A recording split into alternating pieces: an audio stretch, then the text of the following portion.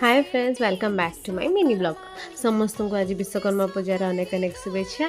तो आम मैंने आज कौन हो कि आम घरे पूजा सारी चिंटू मु पूजा करी झी भी सीटी आमको हेल्प करता है। तो पूजा सारी आ झुलू भाई गुलू भाई भी थे समस्ते आम बाहर के आम घर गलु।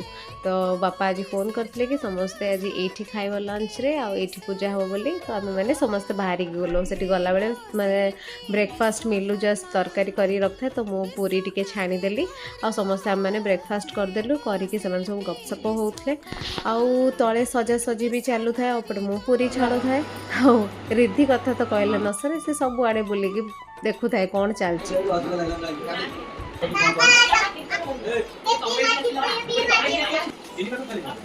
ब्रेकफास्ट खाई पूरी तरकारी समस्ते रेडी बस वेट कर नना आसवाई। बापा चिंटू भाई हेरिका सब गपसप होती ठाकुर काम सरीगला नना आसले पूजा हम।